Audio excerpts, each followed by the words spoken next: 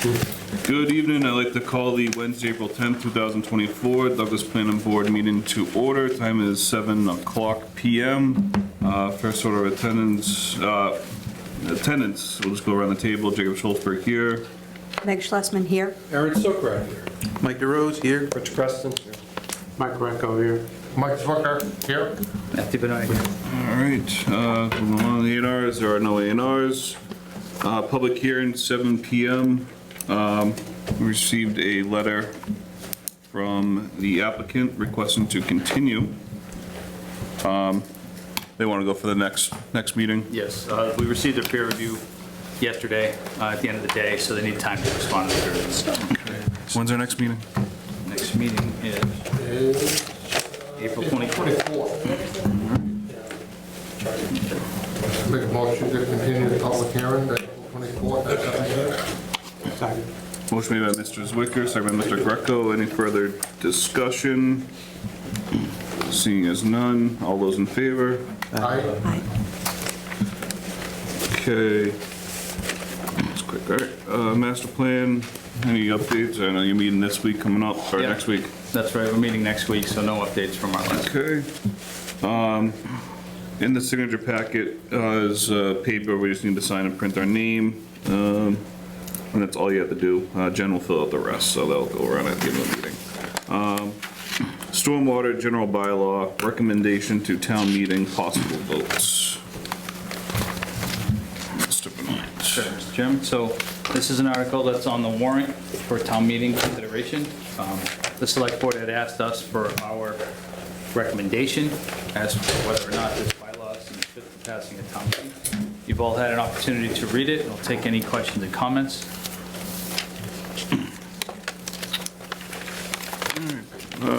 Board, any questions or comments on it? If I can, to the chair. Yes. I'm strongly opposed to this.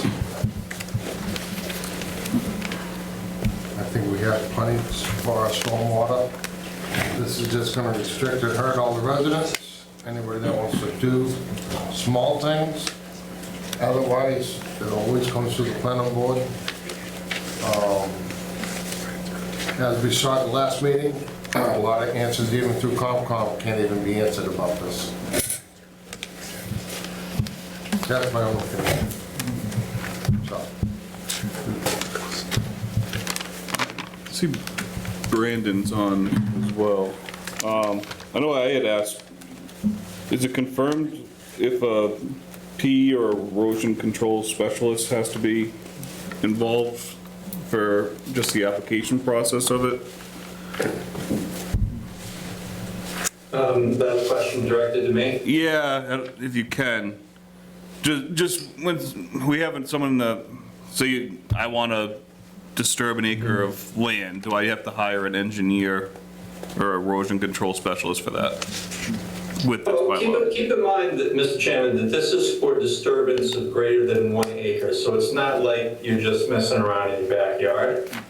So the way I interpret it, yeah, you're gonna need some kind of an expert, whether it be a certified professional erosion sediment control or a professional engineer. But once you get to that level of disturbance, that's kind of what this bylaw is looking to hopefully have oversight on. And correct me if I'm wrong, Matt. No, I believe that's accurate.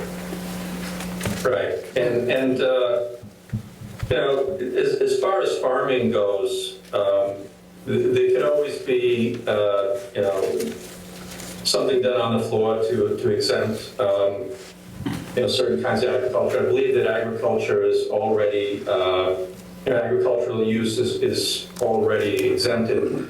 It's agriculture that has to be, it has to qualify under the State Wetlands Protection Act, so that means that the agriculture has to be presently and primarily used for agricultural as far as commerce is concerned, because agriculture under the Wetlands Protection Act means it's a for-profit industry. You can't just be doing it for yourself or giving away any kind of product or produce, you know, things like that.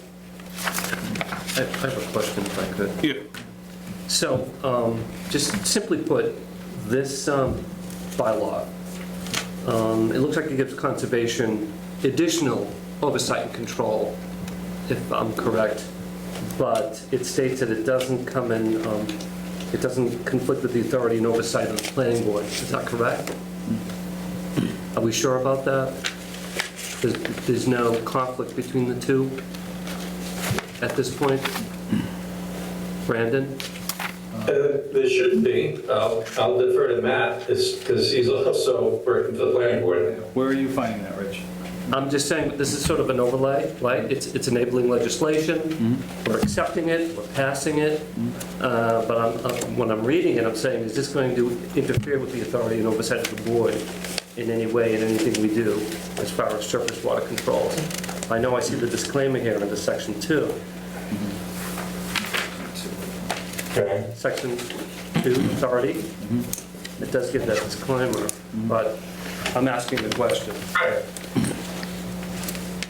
I think that you can read that paragraph on its face of nothing in this bylaw or regulation adopted hereunder is intended to replace or be in a derogation of the requirements of the Town of Douglas zoning bylaw, Douglas Wetlands Protection Bylaw, or the Douglas Subdivision Control Rules and Regulations. So I think you can take that on its face.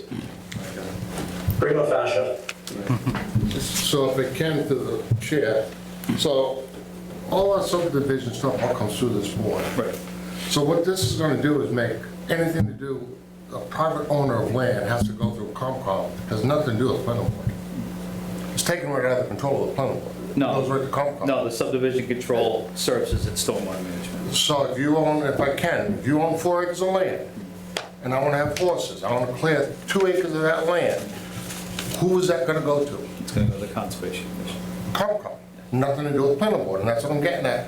So all this stuff that's going on here is all gonna go through COMCOM and not the planning board. And that's the problem. Somebody comes out here, farmers of years ago made fields. They're great, they're awesome. So you're gonna restrict everything that anybody really wants to do that's an acre or more. And a lot of people out here have plenty of land where clearing an acre is just a minute speck of their property. Now they have to jump through hoops and everything else to do anything that they want to do. Absolutely wrong. The farmers are exempt. But the problem is not everybody is a farmer. You're talking commercial farms. I'm talking about residents that have land that don't farm it, commercial. But they might want to grow a garden, things of that nature. Well, in all due respect, I get some of that, growing a garden, 50 by 50, 100 by 100, 10th of an acre, 20th of an acre. An acre is a big deal. I'm not taking one side or the other. When someone is planting, we have probably for 350 trees, Yep. an acre and a half. Okay, but that's 350 commercial trees. And, an acre's a lot of land to clear. So, but I'm not opposed or in support of it. I'm just saying that the average homeowner is probably not clearing an acre at a given time.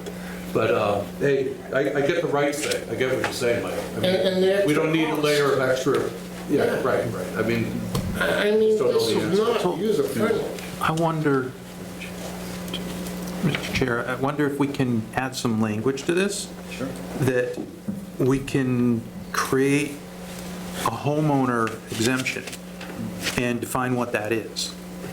So that, because Douglas is a lot of variation, there's a lot of dense housing, and then there's people that came here and bought land and have houses or built houses, and some of that land was farmland years ago, but it's not today, and some of it has trees on it that are 3, 4, 6 inches in diameter, but it was cleared before.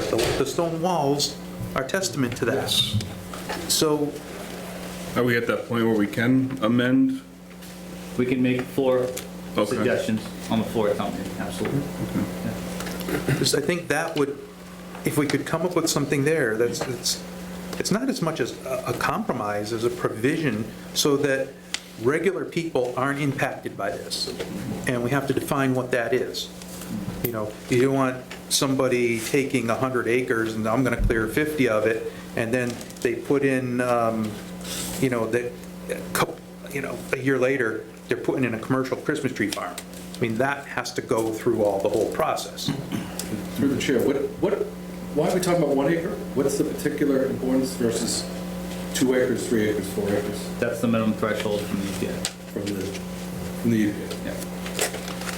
But it's not the maximum. I mean, we could create a different threshold. Right. So I wondered if there, excuse me, Yeah. if there is a different threshold that would make it seem more palatable for, a couple acres, 3 acres. I mean, when someone's coming in to do, create a sand pit, or someone's coming in to do 8 acres, 10 acres, why? I mean, that's huge, stormwater management, paramount. That comes. And that comes to us anyway, Right. so that's what I wanted to ask, if that was something. So, So, Mr. Chair? yes, Brandon. Right, Brandon? Yeah. Yeah, I hear what you're saying, but that might actually be in conflict with the federal statute, which is 1 acre. Under the Section 402 of the Clean Water Act, they have a 1 acre threshold for requiring what's called a construction general permit that you have to submit to the EPA anytime you disturb 1 acre of land or more. So I don't know, I'm just thinking out loud here, because you can make bylaws that are more stringent than state or federal law, but you can't make them when they're less stringent. But at the same time, you don't have a local bylaw for stormwater to begin with, so, I'm thinking about how that, are we gonna get in trouble if you, make that amendment? What do you think? We are susceptible to fines from the EPA. I think, Ken, through the chair, that was talked about years and years ago. Nobody knows what's gonna come down on this. And this is just going against the people of the town. Through the chair, Mr. Benoit, can you tell us what the ramifications are of not passing this? Yeah, I believe we're susceptible to fines, but we still have to uphold the federal regulations to this. I believe that's what our consultants said. So we're required to uphold this? I believe so. No. You're required to adopt this. No. At the end of the day, it's up to the voters, too. So while Mr. Benoit's looking that up, I know this isn't necessarily a public hearing, but seeing as there's some folks in the audience with, so they might have some questions or comments for this, and I'd actually like to hear what the general public might have to say about this bylaw as well, so I'll go to the public. Mr. Hare, can you just come up so the mics can just pick up?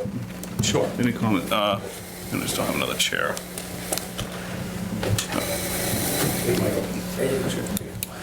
Hello? I have a question. Just name and address for the minute taker, please. Yeah. The DEP currently already has a stormwater management bylaw in place, which covers everything that, except a lot of the stuff that's in here. This takes it to the next level on steroids, in my opinion. The DEP water management bylaw only requires, say if you had a smaller subdivision, less than 3 lots, it doesn't require stormwater management, the process. Additionally, it does. So the DEP has already safeguards in place for that. If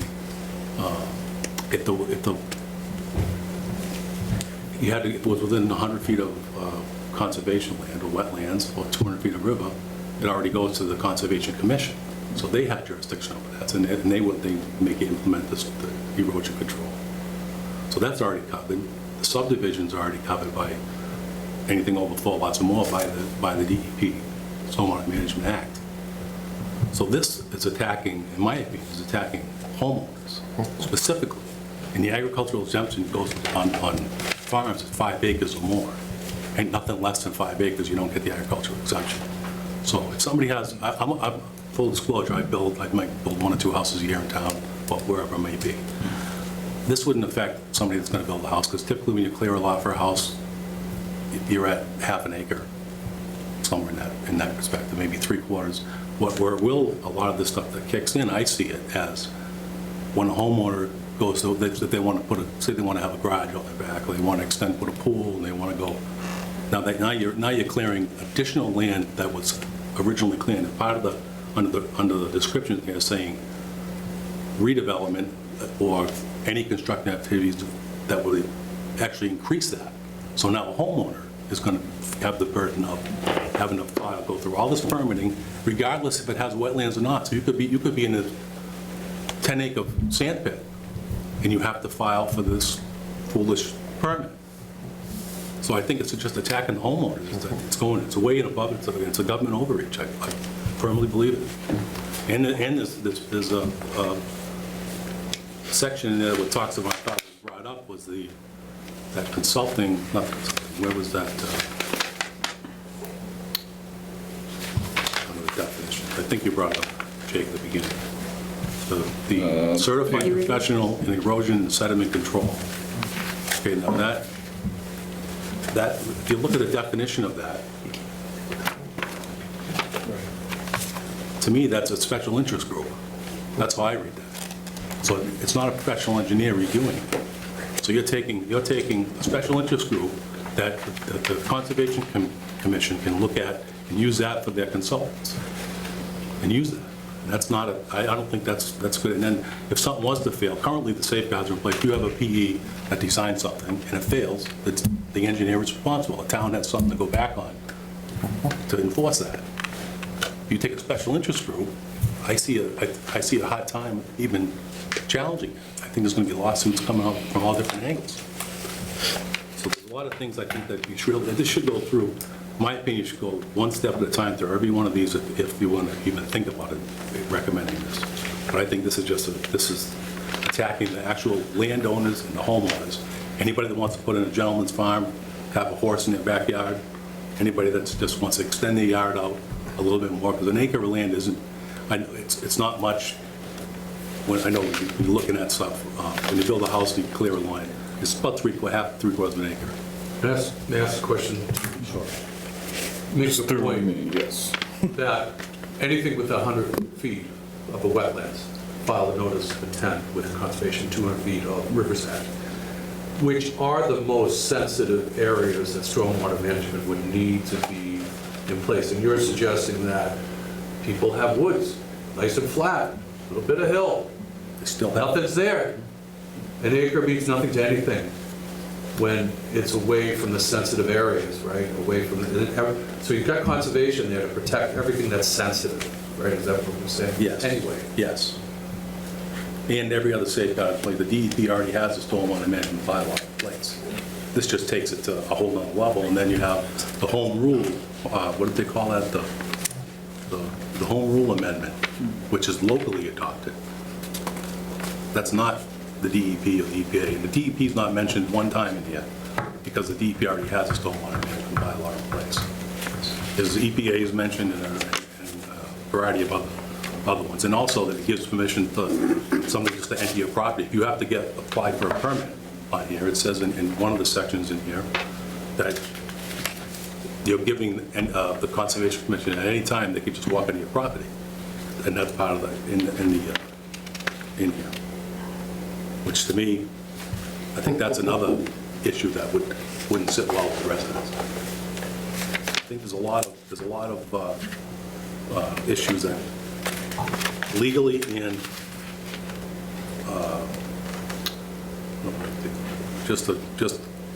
it's a government overreach at its best. It takes it from the next level from the DEP, which they already have, and it's on steroids. And I think it should be board should not accept that, because it just attacks the landowners, private owners. Not any of the subdivisions, not any of them, just private owners. Thank you. Before I go to you, Les, just, Brandon, any follow-up or Matt on any of that?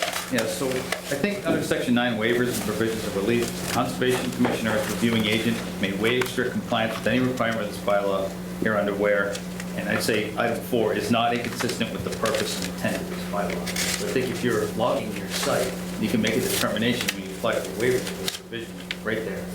And you don't have to come in with the plan. That can be done by the reviewing agent in the field. Conservation rights review and agent. I have a response when you're ready. Yeah, Thank you. Regarding the gentleman who was just speaking, made a very good point about Wetlands Protection Act, and, when you have a subdivision of more than 4 lots, well then, the stormwater is triggered, but when you're less than 4 lots, it's not. And what this would do is it would trigger for, much smaller subdivisions, possibly even single-family house lots. The criteria by which the bylaw would be triggered is a little different. It's not just lots. It really has to do with the amount of land that has soil disturbance, right? So, I mean, you could have, 5 lots, but if you're keeping it under 1 acre total, I don't know how the likelihood of that happening is, but, the local stormwater bylaw wouldn't be triggered. But then again, at the same time, you could have 1 lot where it is triggered because you're doing a lot of land clearing, and I have a case study that I'd like to share with you, if you let me share my screen. yeah. Okay, and let's see here. I'll wait till I get that ability. But on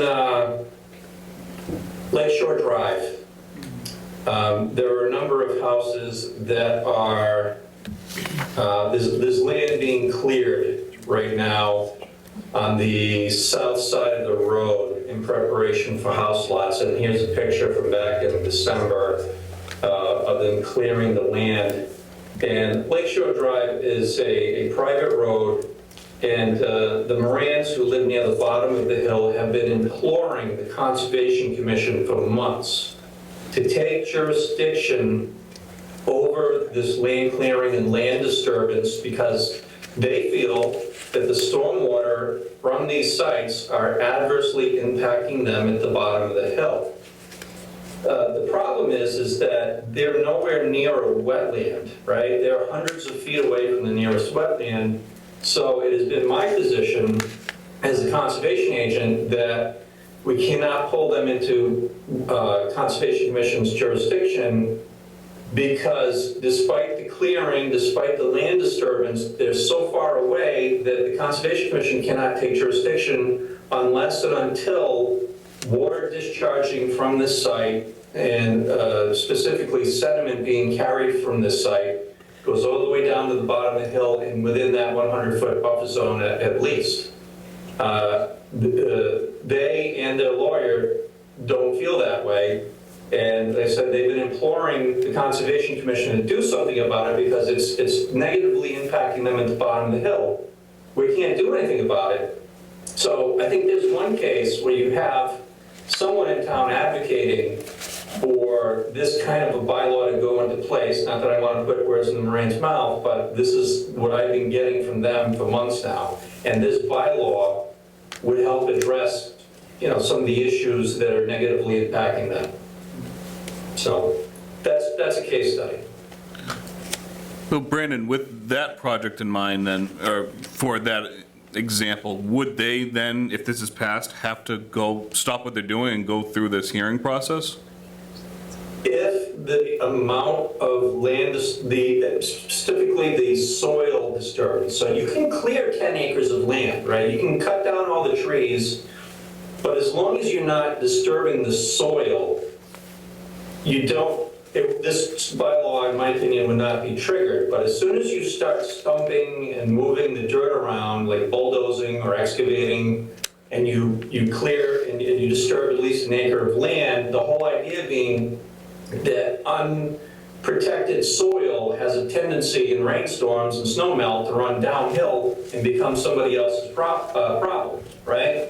So if that happens here, then the Conservation Commission, under this stormwater bylaw, even though the work is being done several hundred feet away from a wetland, can take jurisdiction and try to alleviate the issues that people downhill are having.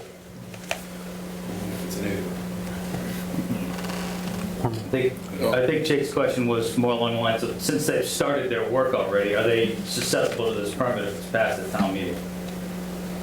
No. I would say that any land that is already opened up, that was opened up before this bylaw would be grandfathered, but anything new beyond that would not.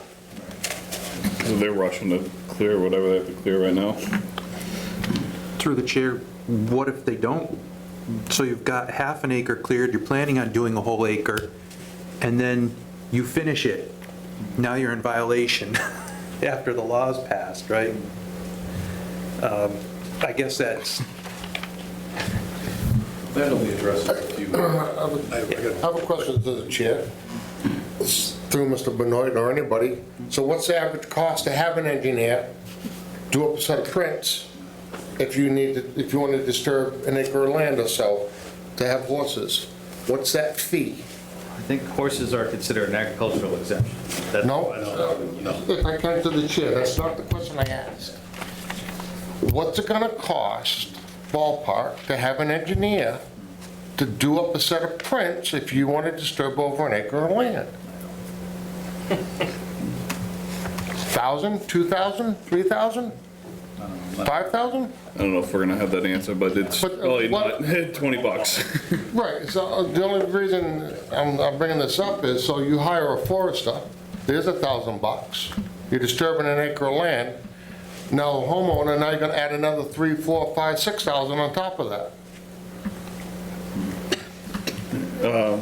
Mr. Hare? I just had one, I don't know if you can, just clarification as to, on construction activity, letter F, the gentleman on the screen had said that clearing, you could clear up any amount of land. That's not true, because that clearing is part of, it says clearing, grading, site preparation, and also under new development and redevelopment. So cutting of trees more than an acre is still would trigger that permit. As I read the, example cutting. yes. I think that's excavation, cutting and filling of earth. No. Or Clearing. it says alter existing vegetation and/or underlying soil. So it's trees, you don't have to stump it, according to this. So that site that was shown would have to do this no matter what, according to that definition. Mrs. Stevens? And it says that in 3 or 4 different spots in there. Les Stevens, 31 Brookside Drive. So there was a board question before the board regarding the cost, so I just want to share this with the board. This is for, as of 2014, a notice of intent for a rural area is $5,000 to $11,000 for filing of a notice of intent. Stormwater on top of that is from $12,800 to $20,400, okay? We already, in this town, already have MS4, which is stormwater management with the drains. That's already done by our highway department. So we have to file that with EPA. This is residential based. There's no fooling around. This is what it is. So if you, every parcel of land that's an acre or more is at risk of triggering this, okay?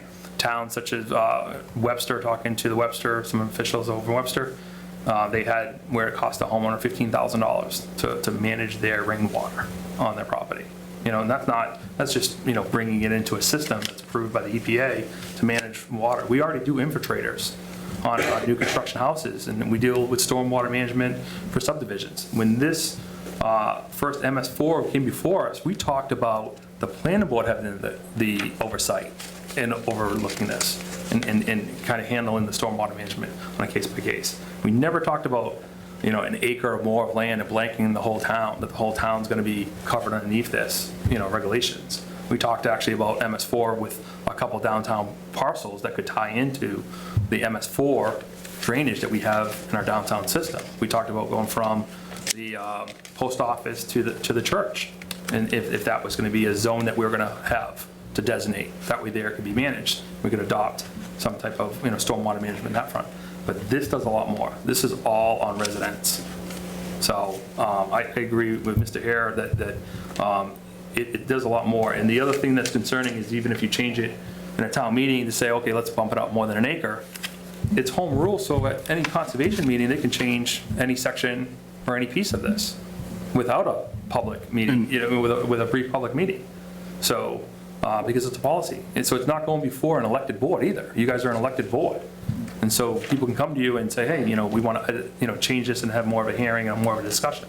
If it's just something that's implemented and oversight with the Conservation Board, residents lose the power there. So just want to share those facts and numbers with you. Through the chair, Mr. Benoit, for the fines, who will be responsible for those fines? So say we don't pass this or we don't adopt this, and then people that live in this town continue to do what they do and are clearing more than an acre, disturbing more than an acre, who gets fined?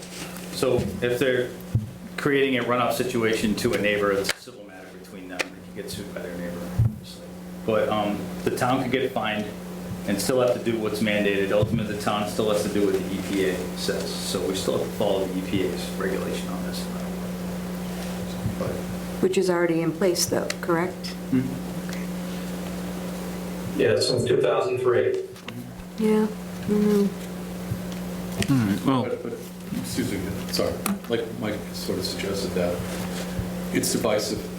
This is, usually you like to come up with something that sounds great, everybody's in favor of it, it's got a lot of positive things, but this is like a 50-50 thing, and I just feel like, putting it, I can't get behind. It's tough to get behind things you may not really, but if 5 of us were all in favor of it, terrific. But it's not even half-half. It's like, where do we go with that? Now, we have to be responsible for our people in this town, regardless of what EPA, we can't worry about the threat of them on us. We have to do what we feel is right as a board, not just because we're afraid of a fine, not that we want fines, and there may never be.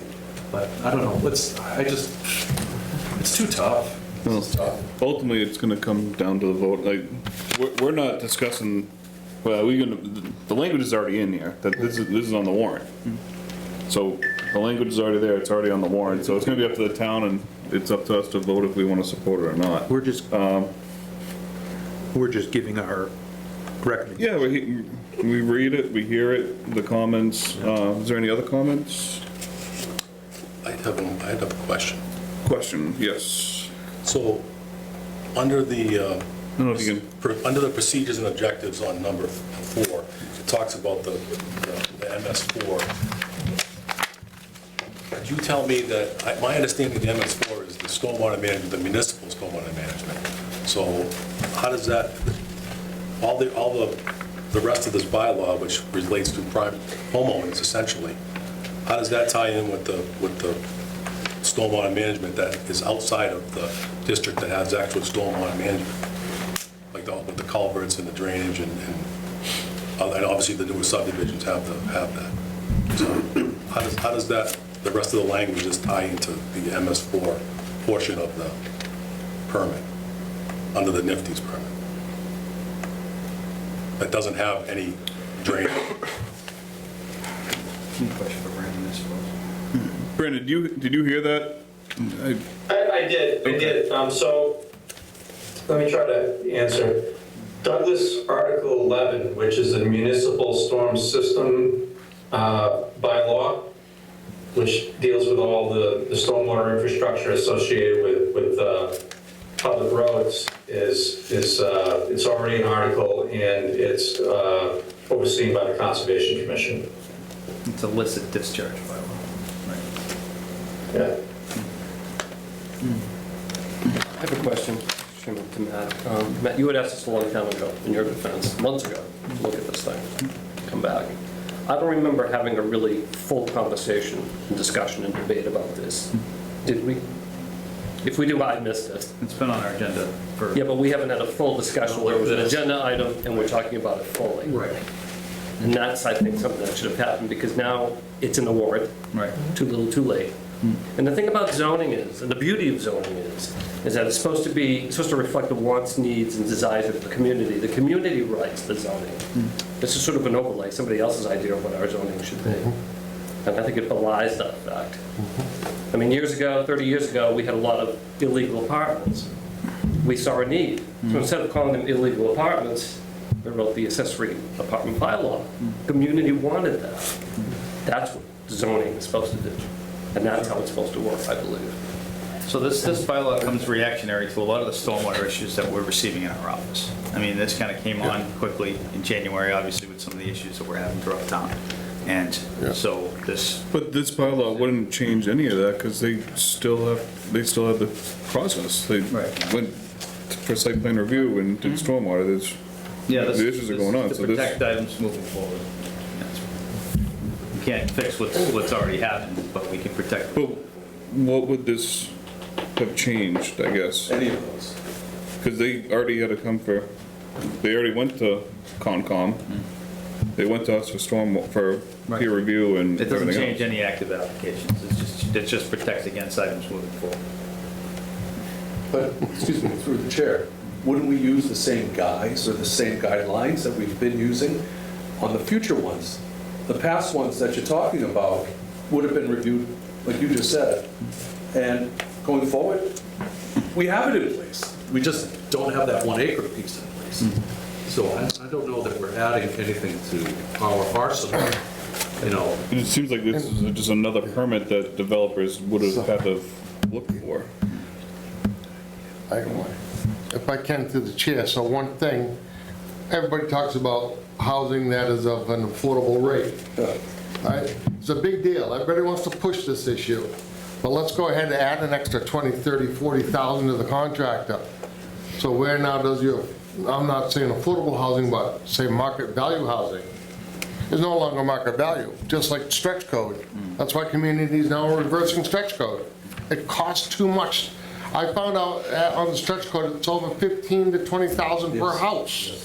Now you're adding another 20,000 or so, let's say you're building 3 or 4 houses, just to have an engineer. I mean, it's kind of hypocritical where you're saying one thing, but yet you're demanding another. And this is all dollar bills. I think we have enough coverage right now in the town to cover everything that goes on with any projects or anything of that matter. Yeah, do you have a quick additional thing, Les? Yeah, I mean, just, you know, this isn't all, the bylaws, you know, does impact new development, but it impacts existing homeowners. It will. You know, if they want to do a garage or, you know, for horses or anything like that, anything on there for, if they have a 2 acre, you know, plot of land or anything over an acre, it's going to trigger it. Because they're going to say, look at, you know, your already area of disturbance that you already have with your driveway and your house and things like that. So this, you know, this is a residential issue that's going to impact the residents. That's the bottom line. So with that, so what's our order here? Someone needs to make a motion, Yeah. and then we vote on it, and the motion would be to support this article. Right. Or to not. It'd be a motion to support, and if you vote it down, you vote it down. So So, it'd be a motion to support favorable action for Article 12 of the proposed stormwater general bylaw at the town meeting. Excuse me, through the chair, so no action is not supported.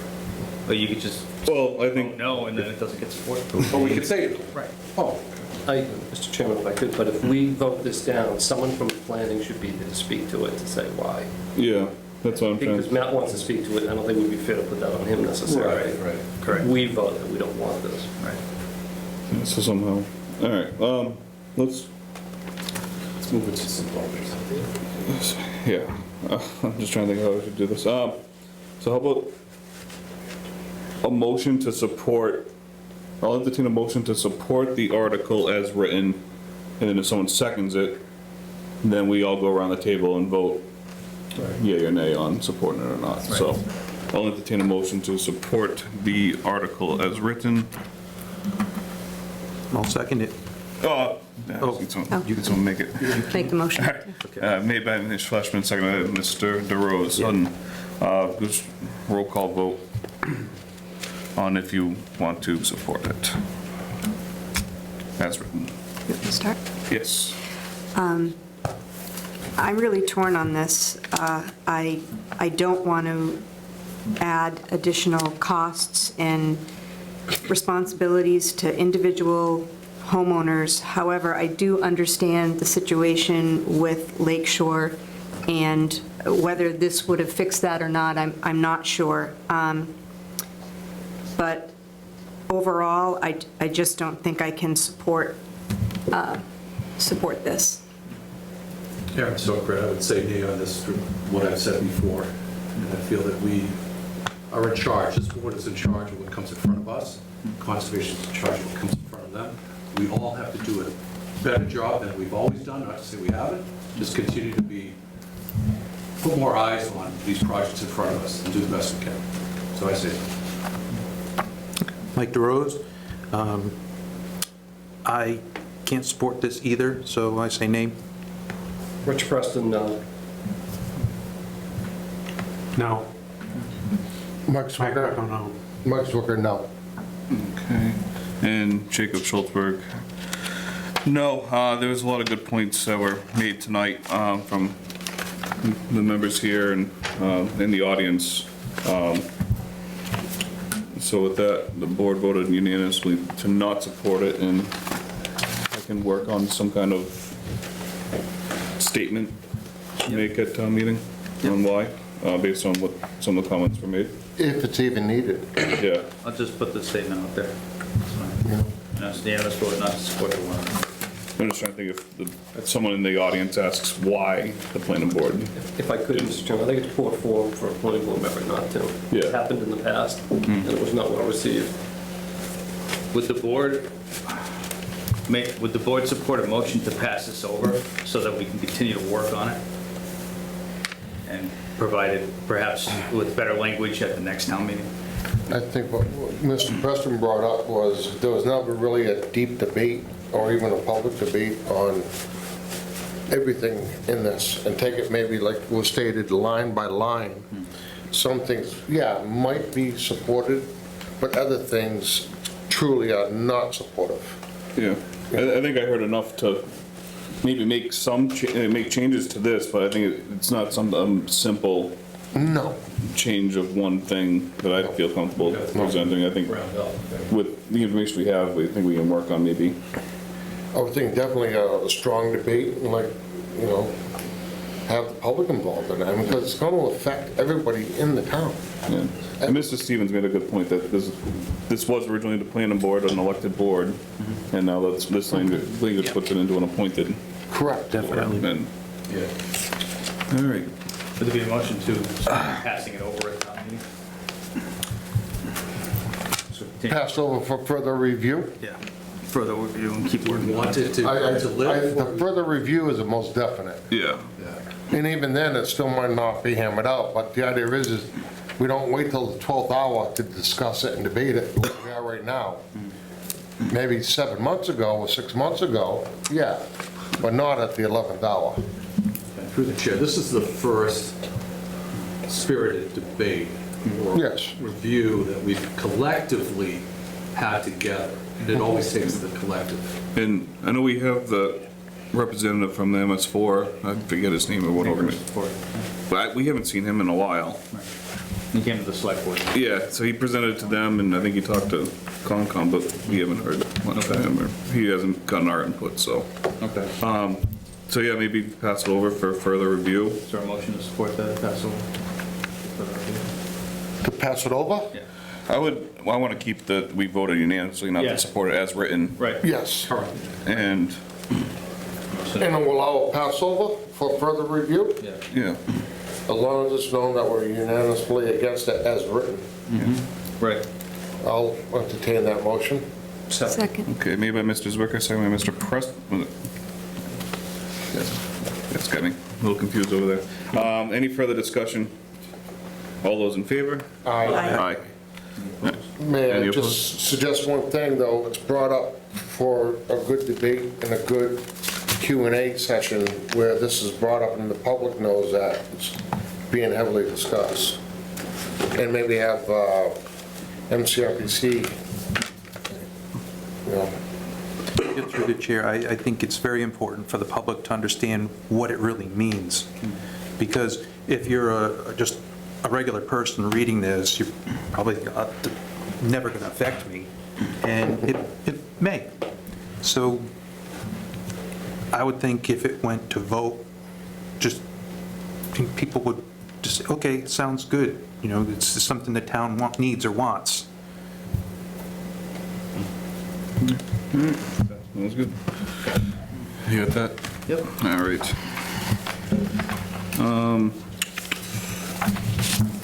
Moving along, accessory apartment extension for 101 Manchog Street, possible votes. Mr. Benoit, standard? Yep, that's No a standard issue. extension.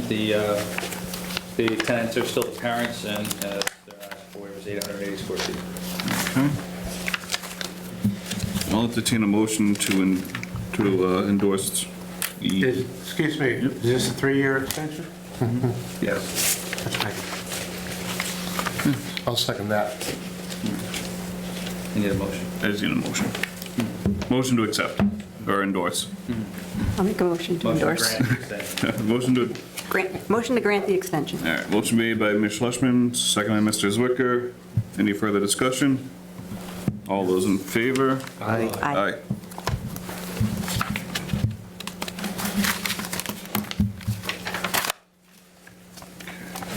So you're really quiet. Okay, ongoing development. The Cubes at Gilboa and McIntyre Loom, special permit 220215.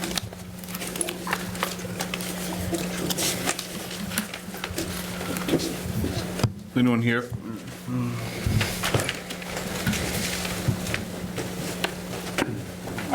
This is Mitch Roush with Clayco.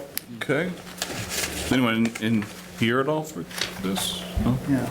Mr. Menerick is here. Kind of here for this? All right. Mr. Benoit, let me start us off with Sure. any updates here. So our, hold on one second. So our Conservation Commission issued an enforcement order with several fines for violation of their order conditions. Issued 12 fines, $200 a day, totaling $2,400 a day. Those fines started at their last meeting on April 1st, and they continue until the site is remediated and stabilized. As for work that's been done currently, I believe Mr. Menerick might have some updates from our perspective, Or Clayco? or Check Clayco. with Mitch on the current one. Okay. Okay. All right, Mitch, any updates since Concom issued the fines?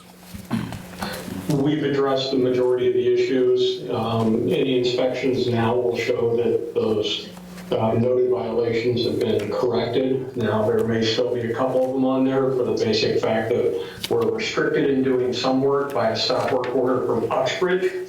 So I don't know how that plays out with us getting fined for needing to repair something, but we can't because we have a stop work order. The next phase is, it sounds like there's work being addressed up on North Main, Hartford Avenue. There were a couple meetings and a sketch was put in place for readdressing the berm, getting that built, putting some tree screening up there, and then relocating some trees back up there that Mr. McIntyre had told us at one time he didn't want them on his property, so we have relocated them. So now with this agreement, we're going to be relocating those trees back up that direction to assist in the screening process.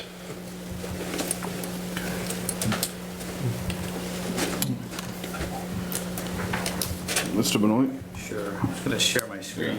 This is an image of the site. This is from July of 2023. That shows the berm and the trees that were in place. Those are long gone now, I believe. And that's what we're looking to have repurposed and replaced in this area.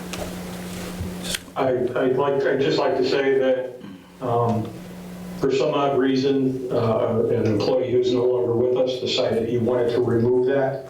It should not have been removed, and that we are going to put back pretty much close to as is. I don't know if we can put the trees back at that height, but we will be putting trees back up there as directed.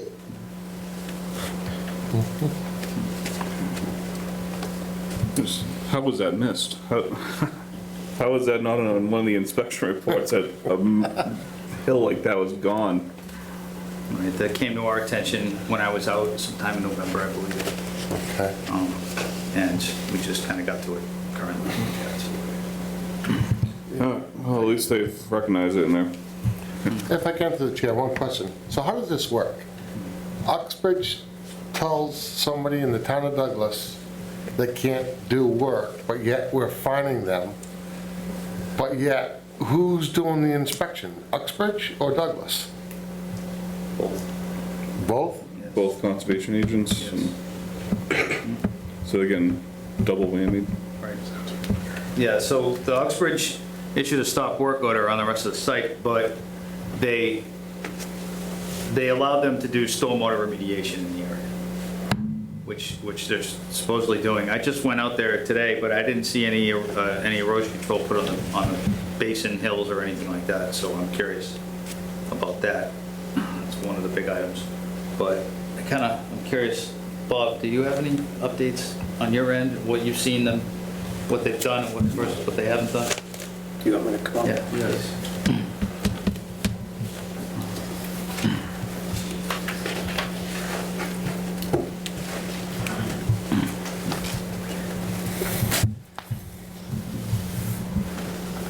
So, before I just want to say, Mr. Manerick is our economic development coordinator. He represents the town's interest in this and not necessarily that of the owners, but just wanted to make that very clear.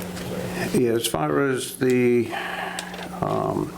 Concom's of both towns, Uxbridge is involved because they can literally cross a town line and go upstream to the source of the problem. We know the source of the problem is the slopes are not stabilized, which is clogging the infiltration basin, which is causing the overflow into Uxbridge. It happens to be Douglas land in Uxbridge, but Uxbridge still has jurisdiction over it. There's an overlap between the two Concoms. We cannot go downstream, but they can come upstream. So they had an enforcement order with a stop work order. They even wanted to stop the work on the building, which was out of their jurisdiction. That's your jurisdiction, not theirs. So they're in charge of correcting or making sure all the stormwater procedures are complied with. The slope stabilization is the big one. Clayco has been working on that diligently this past week, taking advantage of this good weather. I did not make it there today, but I know there was a lot of areas that were stabilized. Mitch, do you have the exact areas that were stabilized? Right now, the majority of the areas that are stabilized are the flat areas. The slopes, because of the continued rains out there, we would do more damage and create more issues with erosion, sediment in the roads, getting into the storm system if we started tracking on those areas. They're moving seed and a seed truck in tomorrow to start spraying the areas that have been prepped with new soil and graded. And then hopefully the storms that are coming in this weekend aren't so severe that they can't get to the upper edges of the basin rim, start spreading some soil around there and being able to get in there and seed those areas. Each one of those areas, once it's sprayed with seed, is going to be blanketed to help control any rain and sediment runoff. So we're working on it. Anything else? It's kind of, Last week. a lot of that's in Concom's. Yeah, we were So- concerned about the trees at the northeast main entrance and the nail wall that was apparently filled prior to our last meeting, the gap that was created up there. Did they install any remediation for that or design anything? I'm not involved with the nail wall. Mitch, that's At yours? this point in time, 2 engineers are involved. Number one is the engineer who designed the wall itself, and he's responding to a soils engineer's comments. But the main factor is, or what appears to be the main factor, is the way the wall was installed, there was no rain diversion planned at the top of the wall. So the way it slopes, it now runs behind the wall, which creates a washout situation. The subcontractors have gone back in, they've filled the gaps at the top of the wall, but we need direction from the civil engineer for a swale at the top of the wall, which will help divert the water away from the back of the wall. The only other piece there is those nails have been reviewed by 2 engineers, and those nails go anywhere from 9 to 24 feet back into the soil. The wall itself is stable. The face appearance of the wall is typical, as that those nails are protruded and then covered with the concrete over it. So the next question is we just need to get the reviewing engineer's final report, and then the wall designer's engineers can review, comment, and then corrections can go forward from there. And our peer review is involved in that as well? Yes. I assume, okay. Yep. Any update on those trees that we talked about? Good question. Mitch, I can take this one. At the last meeting, Mr. Zwicker gave us basically 30 days to get a resolution on the trees and the berm on the secondary access road leading to Northeast Main Street. I had a meeting with Tommy McIntyre last Thursday in this building, then we did a site walk to verify what he would allow on his property for trees, because he does own the secondary access road, that property, and the strip that Mr. Benoit showed on the screen. There was some trees, and as Mitch has said, previously, Bo McIntyre stated absolutely no trees on his property, which put us in a very precarious position because the board approved those trees In the site for plan. screening purposes on the approved site plan review process. So now, we've got to listen to the board on one end and the property owner on the other end. So I kind of acted as a broker, if you will, last Thursday with Bo to, have your input, represent the town, represent the developer, Mitch and Clayco, and Bo McIntyre. He decided that, okay, it's okay to put all the trees up the sloped area. He is putting back his retail operation. He moved out of there temporarily to allow Clayco to build the building. Now he's moving back. So there'll be about a 200-foot section of no curb where he will pass and repass across the road from side to side. Obviously, it's a long driveway, if you will, and he doesn't want any trees there. Mitch had mentioned how the hill was taken out by mistake. That was a 14-foot hill. Right now, there's about a 6-foot hill put back in. We discussed that with Bo McIntyre as far as what size berm can we put in that will not impact his retail operation at a future date. And it was decided that probably a 6 to 8 foot berm could go in with an 8-foot tabletop, if you will, to plant 2 rows of trees, which would create about a 40-foot footprint from the property line, which is West Hartford Ave and Uxbridge, to his first bins, the back of his bins. And he was okay with that. So I know Mitch will probably be involved in that process to rebuild that berm and the trees. The trees, they've changed the type of trees from what I heard. It will be a definite screening effect for the residents on Walnut Grove, which was your major concern. So it was a win-win-win, or a happy medium between the 3 parties. My question is, so we approved the site plan for the whole site that included Mr. McIntyre's property. Mr. McIntyre is planning to come back to the property. Does he have to come and do a site plan review? A whole new ballgame for his business to go back there? Because if his entrance is changed, if that whole layout might be changed, I don't know. Right. I don't know what his existing plans were and if those have now changed. They weren't part of the approved plan. Well, he just ceased operations, and then he's resuming operations, so that's not my purview. I Yeah. mean, that's yours, obviously. May I ask a question? So previously, when I was there, but when we approved this, and it had Mr. McIntyre's land included in the plan review, did it show his business being operated again there on that I believe plan? it did.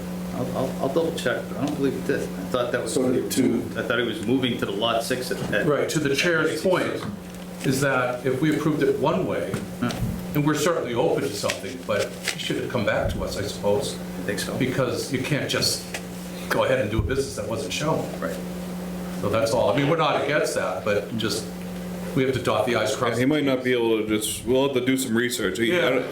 He might not be able to just move his dump trucks back over there and start business. right away. Well, through the chair, does that impede the emergency access at all? Right. No. If he moves He's his, not allowed to park trucks on the emergency unless they're actively unloading, dumping into a bin. But that's why he might have to come back for site plan review, so there's a Right. condition in there that emergency access isn't impeded. I believe that condition is already in a recorded deed. So, We'll do some homework on that. yeah. We need to see clarity here. And you need to talk to Bo McIntyre, not Mitch or I on that one. Yeah, I think Mr. Benoit's got to do some homework, and I'm sure he'll let someone know. In the meantime, if there's, we might even have to check with town council on that too, I don't know. And I think there'll be a plan coming before you, probably at the next meeting. I can't say that for sure. Yeah. But there's a section of the nail wall, probably where 5 trees were removed. If you look at the plans, trees were designed to go between the curb and the nail wall. That section, you can't plant a blueberry bush, especially the size of blueberry bushes at your farm. It is very narrow, so there's trees been eliminated in it, 5 trees in about a 50-foot section. So that, it's just a heads up on that. Those are the top of I the, believe that wall bumped out of that section because of where the Eversource gas line ran through. We had to maintain the buffer between the wall and the gas easement. So, because you can see I have the plan with the plots, but it bumped out at that section, and Todd Morey with Beals Engineering bumped that wall out to keep that easement buffer appropriate. Which took away the room for the The trees. Yeah, so Yes. there's about a 100-foot section where there will be no trees, so just no surprises. Through the chair, I'm just happy to see that the buffer's gonna be put up for the neighbors across the way there, Screening, yeah. because that was definitely, man, you're gonna look right at the houses. And if I may ask, why is there no room in front of that area to plant trees? Is that because it belongs to the potential business that wants to go there? Because they need that room? Where are we talking about? No, for planting trees for the screening, the 100-foot section. Oh, that's in front of the berm, the nail wall. Right. But there's no room to put trees. No. What's in front, what is closer to the street? Is there, It's the secondary access road that goes right, I know to, about the access road, but down. from the curb to the base of the nail wall is probably 2 feet in some sections. Okay. Like I said, you couldn't plant a blueberry bush there if you wanted to. Not even arborvitae. And it's not a screening effect because it's so low. Any other questions, board? Appreciate it. Good update. Appreciate the mediation. Mr. Benoit, I think you have some research to do. yep, I do. Okay. Job security. Thank you, sir. Thank you. Thank you, Bob. Thank you, Mitch. Yes, sir. All right, Business Park at Legacy Circle, lots 2 and 4, discussion. Sure, so this came up at our last meeting. We brought up the decision that had a landscape buffer on it. I believe the builder, Mr. Dale Bagman's here, and he's going to show us a proposal that would, I hope, remediate the situation. Okay. Good evening. Good I'm evening. back with Board of Planning, Uxbridge, Mass. So we got the notification. I called Ken Frazier, talked to him about it, asked him if he'd be kind enough to meet me on site so we could address any concerns that there were. I think the tree buffer that's left is there's a lot of dead trees in there, so that was the concern. So we came up with a plan to remove the dead trees that are in there. And then we also offered a number of 30 abrevieties along the top of our slope to create a better screen. And I have a sketch for that. Do you have that? Yeah. I could pass it around. too, if that's- Excuse me, through the chair, Mr. Benoit? Yes. Did you had a photograph that I showed the existing conditions were, there was screening, and I know we didn't address it per se, but there were existing trees between the neighbor, the residential neighbor, and the property, and now there's not. What is going on with that? So the neighbor is the property owner, Right. first of all. The buffer zone that shows on the plan, there were no trees there. Except on Google Earth. I'm just saying what I thought before. They were very small. I mean, that's an area of 10 feet. Right, but it's something, and so this. Hold on, time on. We're not, you two aren't gonna debate back and forth, just. Yeah, that's fine. If you can just. Yeah. But for clarity, I never like to hear, it's the owner there now, because there'll be another owner there in 5 years. Gotcha. 10 years. That's Understood. looking at, the area over there. That's all. I'm throwing it out there because. Appreciate it. I'm sorry. Thank Can you. you just, Appreciate it. that residential house Yes, is owned by the Tatros, the Tatros who owns, the property. okay. yes. So we came up with that, the 30 abrevieties to help mitigate some of that. We're going to wait a couple weeks, see which trees have buds on them and don't, to make sure we only take out dead ones. That's the plan. Just a snippet of the plan, shows the 15-foot vegetative buffer that was to be maintained as part of the findings in the decision. Yeah. So what they're proposing, I believe, are these stars here. Yeah, those little asterisks. They're above the grade, because this drops off substantially and goes into like a low point. Yeah. It needs to be above it, with the 30 or so employees to the end of the racking area. And then that other property line though, in the plan, does it show proposed vegetative buffer? It doesn't. The vegetative buffer was 15 feet wide. I thought I saw that on the plan. For that back along the house? There was some colored in here, but they're off the property line. Okay. So that's out of the site there.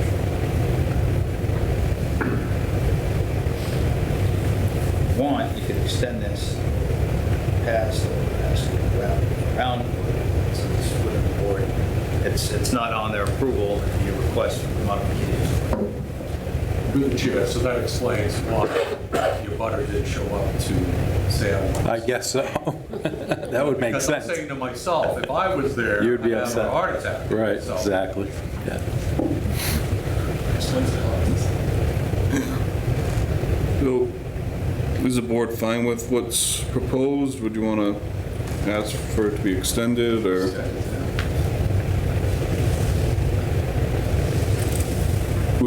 Dale, would you be fine extending it to the property line? I'm not spending the money. Straight back. How many more, How many more trees are we talking? Probably 10. Can we split the difference and just move the overall number of, say, 30, starting at the property line and bringing it out to such a point where it meets the existing vegetative? because I think I understand it's an industrial area, and so it's more of a, it's a screening, but also more of aesthetic. So, I know if Ernie was here, he hates arborvitae's. Yeah, They don't make it. but I know he would ask for some sort of different plan here. But he's not here. take any, If they can, what the biggest thing is, I mean, as long as they stay alive, I mean, I can plant 30 trees, they're all dead next year, then what? This is a deal where, okay, I'm gonna plant 30 or 35 trees, and I'll make sure for the duration that they will stay healthy, and if not, I'll replace any ones that die. Well, that should be part of land use. I'm just saying, right, you know what I mean? You can plant whatever you want this year, doesn't mean it's gonna be there next year. So, I mean, the trees, any screening like that is a positive. Put up a fence. Even if we add another 5, splitting it, extending it up towards the property line. I just know with those mats that are being proposed to be stored there, like a maple tree wouldn't probably work out because it's going to Correct. be blooming Yeah, and too wide for that area, so, you know, the arborvitae's kind of do make sense there. Right, and the idea of the mats, I mean, anywhere that drives anywhere in New England, they see the mats everywhere. There's so much work going on that the mats are needed at. So, I mean, If I can, through the chair, you can spread them out. They look, just scale-wise, they look like they're really tight in the linear form. And what are they centered, do you know at all? 4 feet. 4 feet? And what's the, yeah, but hold on, what in 8 years is the spread? One? So if you have 4 feet between what they are when you plant them, they should be tight within a number of years. I'd rather you pull them out a little bit. That's fine. Let's Yeah. pull them out a foot more from each other. If we pull them out a foot, then we get the whole Right. I mean, whole thing. I'm good with Give that. them some room to breathe and, let the, Yeah, because it's not a wall we're looking for, we're just more looking for an aesthetic Right. vegetative. so use the same amount, spread them out a little bit. I think that's, Same number, but get them to the property line. Keep them living, and if you need to replace it, do something. and I've also seen them sometimes, you'll have 2 and 1 offset, you know what I mean, you offset it. Spray paint. It gives them that more room. It also makes it better. Instead of just, a lot of trees. You're right, alternating somewhat back and Go forth. one here, one there, one here, one there, you alternate. Your landscape back and forth. yeah, I think that's fair. Yeah. It wasn't necessarily against what was proposed, it didn't really violate the site plan, but it just, seeing once it was down, it was kind of bare, so. Yeah, I understood. think whatever we can do to Yep. just maintain that. So as far as the condition, make sure that it's gonna stay alive. Maybe, like we're saying on the offset, you know what I mean? Yeah, a couple of feet, just Yeah. staggered. Yeah. Right. Sure. Just check it like that. Gotcha. That way there, someone that grow up looks halfway decent. Your landscape. Yeah. Yeah. So, yeah, the number that is proposed Is fine. just seems fine. Just, Spread out a little more and staggered. yeah, use what you have proposed and Okay. make it work. I think that's the vibe we're getting at. Sounds good. We need a motion or a vote, or is that pretty much consensus, or is that a change of the Call it a plan? minor. Minor. By acclamation. Yeah. I mean, it's kind of, I mean, this isn't exactly the plan that's been submitted, so it's more of a, it's maintaining an existing condition that's within there, maintaining the buffer. So I think, Period. I think the consensus is good. Unless it's in the minutes. Go through the chair, fine with the language that we had where they could stay alive and do it offset. Stay with the number of trees. Yeah. Maintains and Issue with that, they're warranted usually when you buy them anyways, you know? Car. At least you hope. Believe it or not, I actually like Home Depot. You can go in a year later and bring them the root, if that roots, and that gets, say, I got another one. All right. Appreciate it. Are we good? Thank you, Mr. Banger. Thank you. Thank you.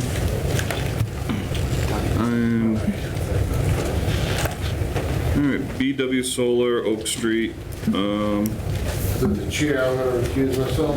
Mr. Zwicker recused. We'll go right into that. Folks from Blue Wave, if you can come on up.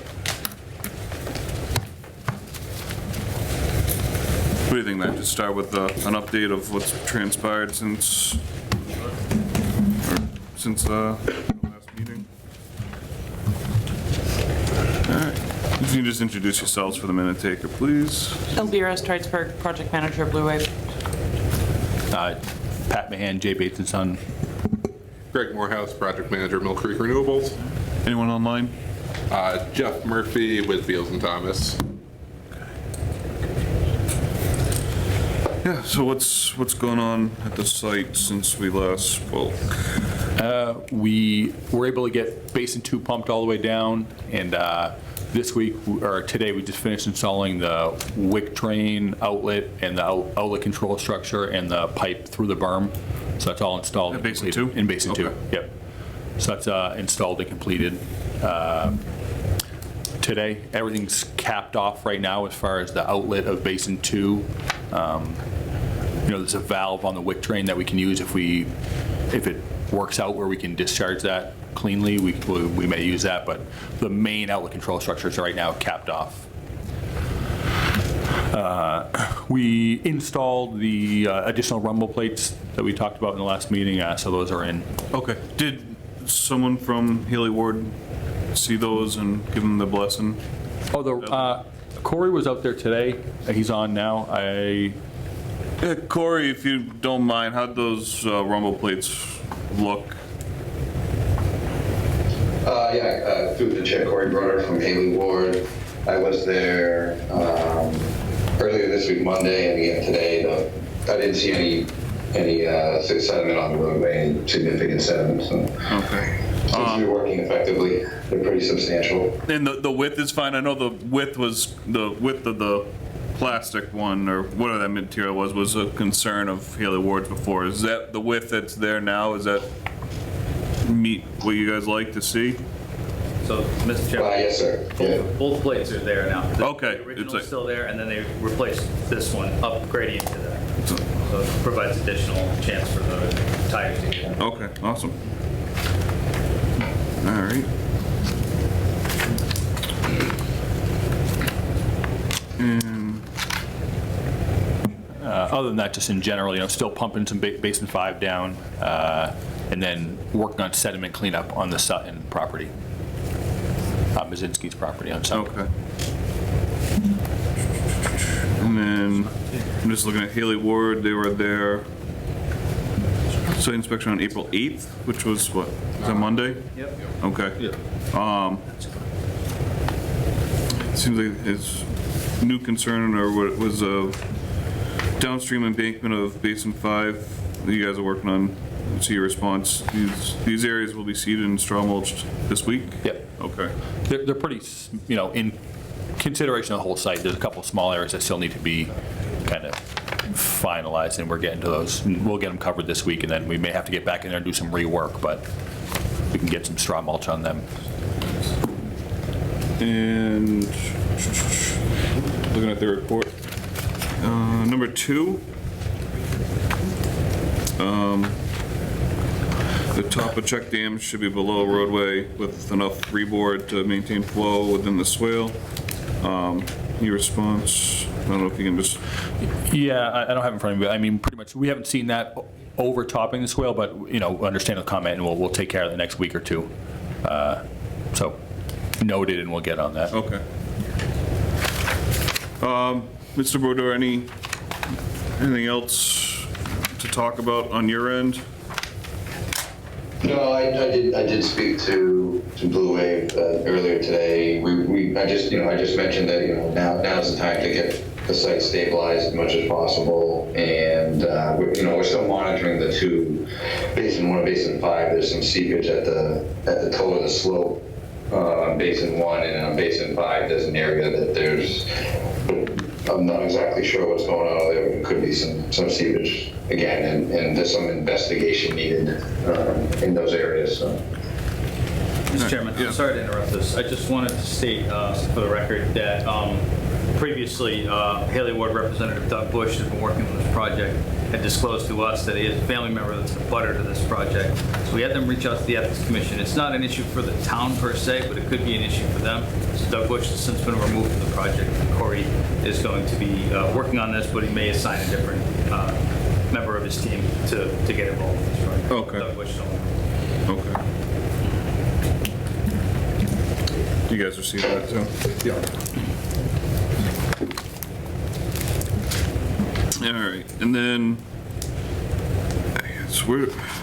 there's been a lot of communication back and forth. I guess where do we stand on, from your point, Mr. Benoit, on what we should look at or talk about now? Okay, so one of the things that came out in Mr. Broder's peer review for the Conservation Commission were a few changes to the plan, and I just wanted to go over those. I kind of summarized them in an email that I sent out on April 1. This was to the board members. Proposed array layout had been modified. A new swale is shown to the south of the gravel road leading to... Now, in Blue Wave's defense, they're preparing a response letter to this, which we haven't received yet. Okay. So I still want to allot them the time to do that. But some of the things that I identified, we need to at least acknowledge and accept those as modifications. Site grading in phase 3 areas been modified. Grading around the heavy use animal areas been modified. Planting notes have been modified. And agricultural well near infiltration basin 5 has been moved southeast to a new location. So one thing I want to bring up is that our decision in condition 48,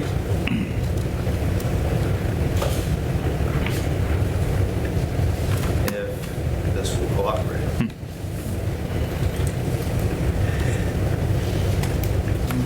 Through the chair, Matt, if you want me to, I do have copies of different plan sets that can be compared side by each. Okay, I also have that available too, so, but the decision, condition 48, the event stormwater emanating from the site is not performing as modeled by the design engineer. Planning board may require at the applicant's expense revisions to the stormwater management system design to mitigate the impacts this board can realize. So a lot of those changes to the plan are within our purview under our existing decision. But the site layout was one of my concerns, and this is the original approved site layout, and next is load. Will show us the new layout. If my computer will work. Are you going to be able to do them side by side? Or There, so there's the new layout. So, and in speaking with Elvira earlier, this is pretty common for them to revise these as they're just kind of rectangles on a plan, as you see them in the old layout, and they've since been revised. It's actually a reduction in the overall array, but you cannot factor the arrays as impervious surface when you're calculating stormwater. So the stormwater calcs are still for the overall site, and that's covered under our decision for 45 I just think that what the board should at least acknowledge is the changes to the plan set that was submitted, I believe, to the building commissioner in March of 2023, but this might be the first time this board's.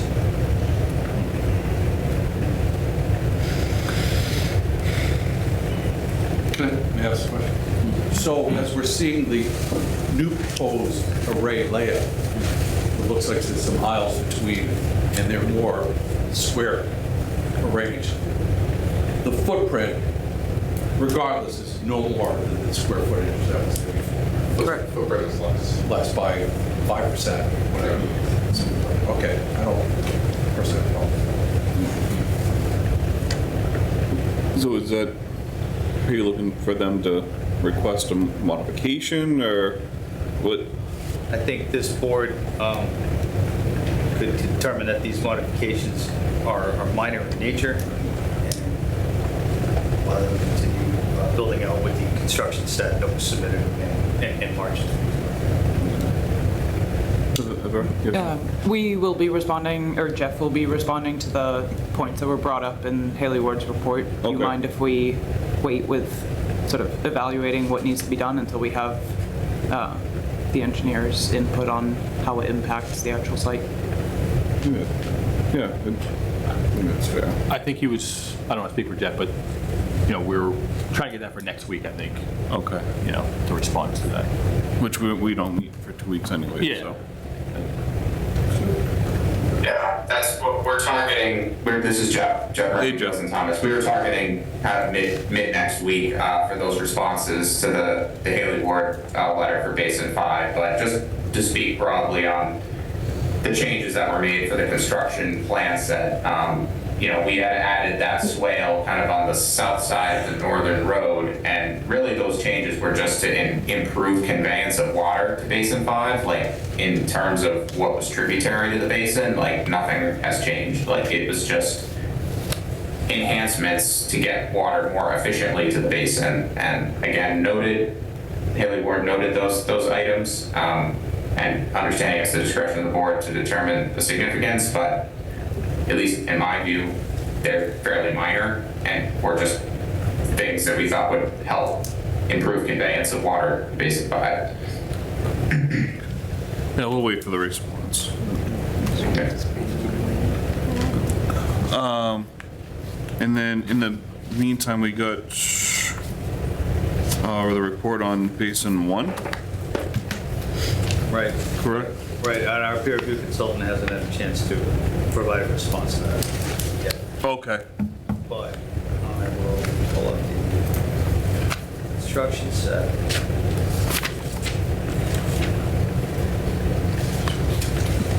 It's You always got too slow. many PDFs there. Too many PDFs. Too many things at once. You were already at them all. Right. Hold on. So this is what was on the approved plan, right? This is the layout materials plan. This is what's been proposed.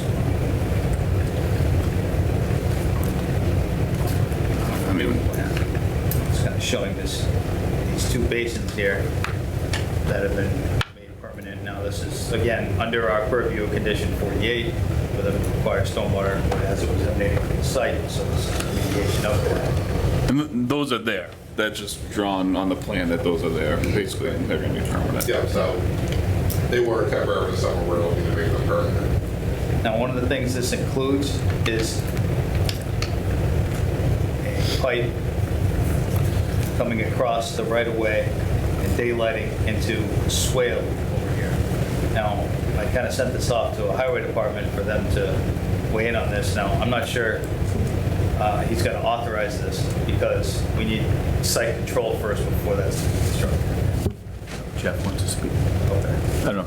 Jeff wants to just comment on that.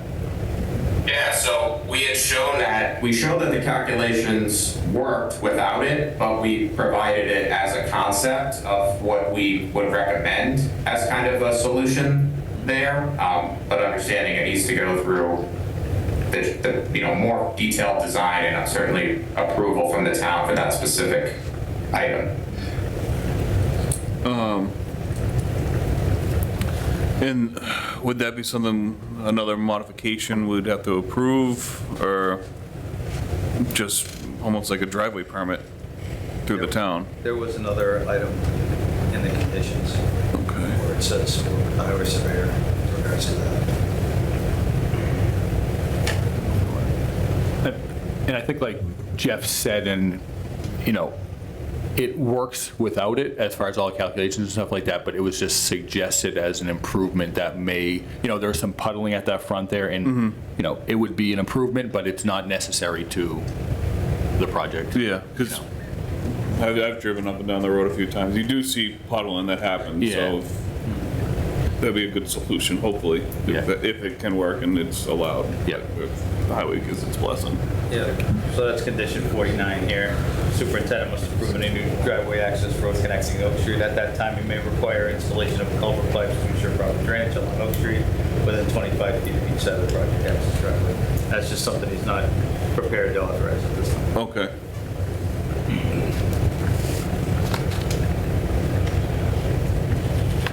Anything else, Mr. Benoit, or any other updates? Just trying to, there's so many paperwork here in front of me, I just don't know what we had. Board, do you have anything? I think I'd be looking for a vote from the board to declare the layout of the race minor. It's an actual reduction. It doesn't impact the stormwater calculation. Is that fine with Haley Ward? That doesn't impact the stormwater calculations? It's just a change to the plan that was submitted as part of the construction set. We didn't get to see it. Okay. So, Mr. Chairman, I just have one question. I apologize if I missed this. Why would the arrays change? I could go into a little bit of detail about that. So this process usually, obviously we did this about 4 years ago, the initial plan. What we do is we get a target DC system-wide size, and we kind of project what module we might be using at the time, but obviously 3 years down the road, a lot changed with tariff and what's available, all those factors. So these modules we're using now are a much higher wattage than the ones that were initially proposed, so it requires much less modules to actually hit our DC system size. So you're using solar array nomenclature here, but I think I got you. Yeah, I'm sorry. Yeah. It's more efficient. It's more efficient. Thank you. No problem. Yeah, as long as Haley Ward was fine with that, they didn't alter the stormwater calculations. Is that something we need to propose? Do we want to wait to hear their response?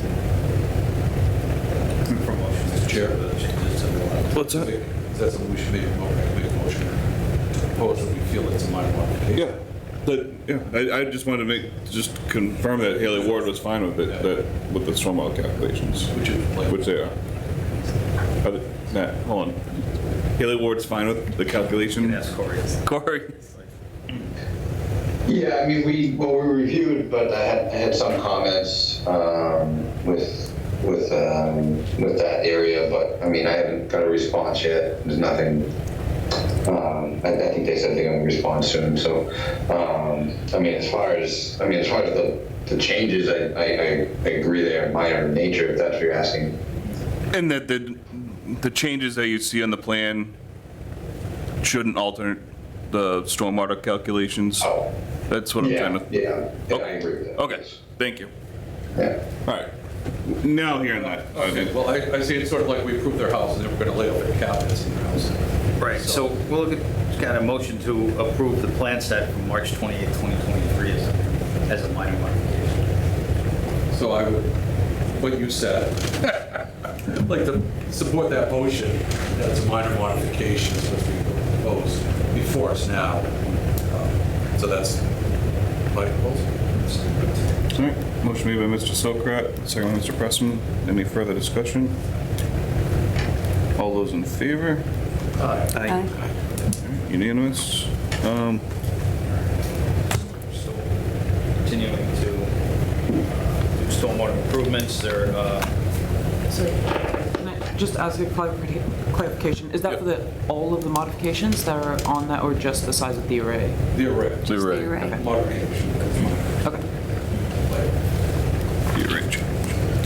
Because you're back into Yeah.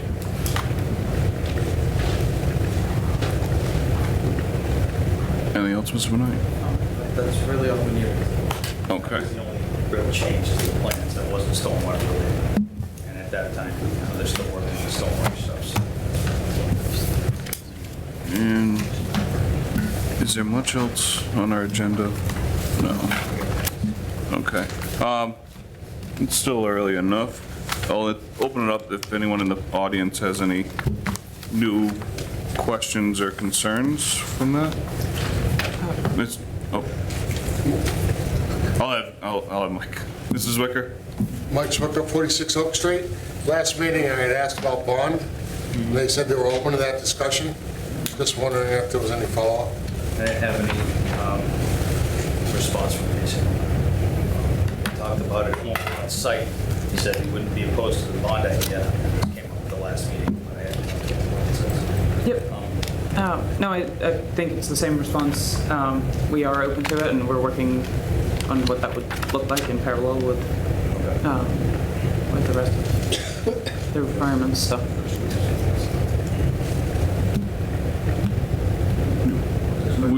Can we have something in 2 weeks or an update on it, or?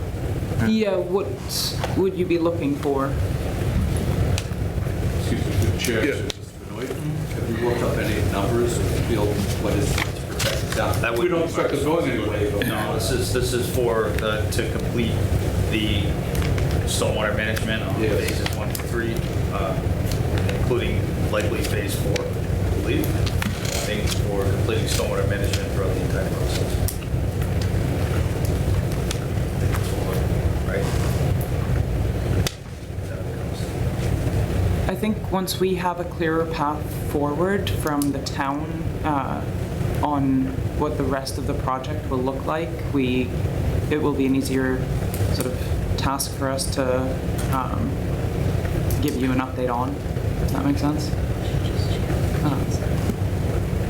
Well, we're going to need that for something like this, it's time. Yeah. Issuance of a permit, use permit. Be an agreement. Because, I mean, normally something like this, I don't know if you're going to bond the whole project. I mean, that's something. it's not a condition, but it's, Good faith. yeah, Matt, right? do you- It's not a condition that we need it, but it, Do you know if it's a cash, is it, and I know nothing about the bond, but I just deal with these sometimes, but is it a cash bond for what's there, or is it a performance and payment bond? We've taken, we prefer cash bonds. Yeah, but, you wouldn't normally do a cash bond for the whole project like that. Yeah, like that would be, Not at all. yeah, but that's a, We're happy to continue the conversation. I think I need to get other people involved to be able to appropriately answer the question. But yeah. So the concern, Mrs. Ricker, what was your original concern that you made the comment on, just having a possible bond on the? Through the chair, it was brought up because the original plans have changed and everything, the numbers, the size, the issues going on. That was never anticipated whatsoever in the beginning. You know, planned on going as a smooth project. It's hit so many hiccups. If somebody decided to pull away in the town or whoever was left holding on this, is there enough to either make it back where it was or... Oh, all I'm saying is everything's changed so much over the last 3 years that I thought it should be looked at, and it was agreed upon by the client. No problem, let's look at it. And I'm just opening up on the discussion as far as if everybody thinks it's fine, then that's all well and good. But we've also, as we all know, the town's been held, hey, we have 10 grand, but we have $100,000 worth of work. What do we do? Just don't want to see that happen to the town. Yeah. So that's why it was brought up. There was a bond established by the recording consultant for cleanup and restoration of off-site erosion mitigation. I believe we can ask for that to be increased, and I believe that's what this board is asking for now. Yeah, I think that probably would be fair. Who would set that amount? That's They didn't propose, they didn't give us a number, we reviewed it with the peer review consultant. Yeah, so if you can work on that, try to get us a number on that. So you heard the comments and what we're looking for. Understood. It's more specifically. Anyone else? Yes, Phyllis. Mr. Chairman, Phyllis Charpentier, Manchard Pond Foundation. If it's appropriate at this time, I just wanted to express extreme concern about tying in the stormwater to that roadside trench on Oak Street. The end of March, we had significant flow, sediment flow from the site along that trench, down in, across, down into the woods, 3 huge streams going down towards our cold water fishery that feeds the Lake Manchard camping area of Manchard Pond. So tying in the stormwater, if it's not needed with the stormwater calculations, I'd rather not see that pipe introduced into the roadside trench. I think that needs to be looked at, and conservation could certainly look at that as well, where we had a sediment incident the end of March. I don't know if Brandon can, was there a sediment incident? That's confirmed? I mean, the 3 pipes going down Oak Street are not from us. There was something from Oak Street across, Brandon can speak to it, but. Yeah. Yeah, so, through the chair. Yes, Brandon. That ditch goes into a pipe which then goes across the street at, I want to say 42? Oak Street, I always forget the address, but it goes right through the yard, actually, to the woods right behind the house, and downhill into a wetland that feeds that stream, which is a Department of Conservation and Recreation designated cold water fishery that then flows back to Manchard Pond in a different embayment. So was there sediment in March? Because that was only a couple weeks ago that left the site. Yes. And entered the, okay. Sorry, that's just the first I heard about it in the meeting, so I just wanted to make sure. Yep. That was, can I share a screen real quick? Sure. Just give you the visual. Right here. Okay, so that's the subject drainage ditch over by the Rossi driveway, and that's that little stone right there. Yep. On the left hand. That's where the inlet to the pipe that goes underneath the road and underneath the yard across the street. So So that's sediment water sitting in it. But Brandon, did you see sediment water leaving the leased property and going into that catch basin swale? I'm asking just because I know that swale isn't, there's no riprap or anything in there, so I'm just curious if water from, the edge of the road or the field that near, entered that, started flowing, and then that sediment is caused by, or came from, the swale itself and not the site. I suppose there's a reasonable doubt for that, but that's not my professional opinion. They were pumping out Basin 2 that morning, which was very cloudy itself. And my opinion is that I followed the flow path down to the road of the water going through the woods, across the Jared Brzezinski property, through the stone wall, and into that ditch. And that cloudy water came from Basin 2 a lot more than any water may have gotten churned up in the ditch itself. Okay. No, that's good to hear that you walked it and saw that doing that, so. Can I just respond, and Brandon, if you could, so we were pumping, it was right after the rain day, and we were pumping out of Basin 2 into like the critical stormwater area, and the water was clean out there as we started pumping. As we noticed that stormwater swale was getting cloudy, we had gotten an email from Matt, and previous to even getting the email from Matt, we had turned off the pump because we noticed it getting churned up. And then, the water coming through the 45 Oak Street field looked pretty clean, but then as it got into that swale and just, the water in the field is only this deep, kind of going through grass, and then the depth of it there, I don't know if you have the pictures from Brandon. I sent him pictures immediately after, right after we turned off the pump, and there's a dirt swale, but we had stopped it immediately. And I'm almost thinking of maybe a possibility of if the town's up for it or whatever. Once the site is stable, there's no sediment leaving the site, and if we do that drain, maybe we work on something where we can improve that swale. I don't know if you'd be up for doing something like that, to maybe add riprap, if the town would support that, to help, any sediment. Yep. Whether it's sediment from the site or even just sediment in the swale itself. Yeah, through chair, that would be something that would be under the Conservation Commission's jurisdiction under Article 11, the Municipal Storm Sewer Bylaw. Okay.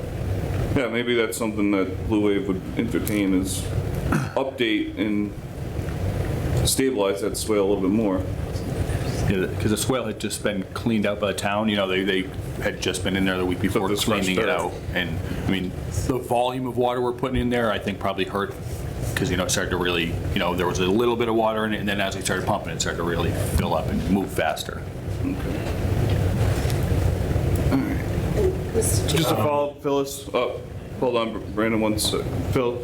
I just wanted to add that flow went all the way to 23 Oak Street, and there's where a frost heave is, there's a road culvert, where the gas line is, there's 3 flows, made by, say, highway that they cleaned out, that goes down to the gas line, down to that wetlands. So the whole trench was fully flowing, full of sediment, brand new sediment, because, as it was said, the highway had cleaned it out, and 3 flows into the woods. So it was significant. If I can ask for clarity, because we have them, I live on Bad Luck area on Cedar Street and Southwest Main. We have them on the side of the road, everybody's got them. Right. But those have been there for years. What happens is the water comes down and there is stone and riprap and everything underneath.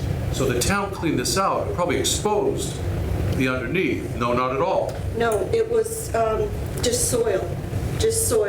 But it's always been soil, right? Right. What I'm saying is you can pull out of the soil, sediment comes. But just to the point of what you're saying about if you were to line that. Yeah, put riprap, it would definitely. Would that help, do you think? Well, I'm concerned about the flow, because the flow was going downhill on the other side of the road, and it's going right to that cold water fishery stream with brook trout. So the idea is you just don't want any more flow whatsoever going down there because it comes down the hill and goes into the fishery and all that, So regardless of what they do. It's just too much flow. Yeah, so we're just, I think it said that the calculations came in that there wasn't increased flow, but ideally, I'm trying to come up with a solution to prevent any kind of sediment from going towards. It sounds like that's a Conservation Commission Anyway. issue anyways, if they're going to put the culvert in, the pipe exiting there. So it's not really for us to make a decision. I think we can agree that we're looking for the best possible solution, and that in the steady state, end state, hopefully, that trench on the side of the road doesn't look any different than it did 4 years ago in terms of the amount of watering. Right. I mean, or it'd be better if it was riprap. It would be better than it was 4 years ago. Mr. Rossi, you have something quick? Yes, I just want to share my observations. I know that, yeah, it's kind of right in front of your house, right? Rossi, 41 Oak Street. So what I observed that morning, it was the day after a rainstorm. I went out that morning, I observed the drainage ditch, took a video of it. There was a modest amount of water flowing. About an hour later, Lori went out and she mentioned that there was increased flow. I went out there and took a video of that. There was brown, turbid water flowing at a good rate through that ditch. Along the road, yep. So I have video before and during when they were pumping, and it was quite the change. Now Brandon walked up there. He was showing some of the videos, some of the pictures, but I think you guys were looking at it. He has pictures of the brown water on the Mazinski property between the basin and the brook. Okay? And it was mentioned that the highway department had cleaned out that swell. They had not cleaned it out between that point and the project. They cleaned it out on Oak Street south of it. Okay, so that part of the swell had not been disturbed by the highway department. And Brandon also has photos of the watering basin too, and you can see that the water in the basin that was being pumped was brown. So I think it's pretty clear that the water that I observed in the swell by the road came from the basin too. Yeah, it did. I mean, we're not, yeah. And that the silt in that water came from the basin too. Thank you. Thank you, Mr. Rossi. All right. All right, any other questions or comments from the board? You have something else? I just wanted to say one more thing. We talked last week about the enforcement order, and I just wanted to note that the Conservation Commission did acknowledge that we had met the conditions of the enforcement order last week. That's random. Phyllis, did the campgrounds open? I was just curious. April 15th. April 15th is the date? Officially. Okay. But we get, I don't know if it was April 1st or 15th. yeah, you get campers there earlier to set up. Okay. And, unpack and stuff like that. And I do have, 3 photos of the flow across the road, so. Which Brandon has them? Okay. Yes. All right. Thank you. All right. Still sorry. Yes. Mr. Chairman, I just wanted to introduce a couple things. This existing driveway on 45 Oak is very, it's not been modified, but there is definitely silt coming off that driveway and rain fence. Yeah. It also comes off this other small driveway here. And there's silt that contributes into this drainage issue. Now, these pictures are from 2013, so this really doesn't give it justice. But these things are definitely contributing to the silt problems and rain events. Yeah, and those are outside the leased area, but. Yes. They definitely contribute to the silt issue. Yeah. Now, is there a flow coming in from above? Maybe, I'm not sure, but those definitely don't help in that. I was actually on Google Maps the other day, and the further you go a little bit further, it changes to an updated one. No, okay. I didn't think the roadside swale was in that one. Yeah. All right. Thank you guys, we'll see you. 2 weeks. 2 weeks. Thank you. Appreciate it. Thanks, everyone. I was going through and the barn across the street was there, and then the next picture, their sign was there for the, with the driveway.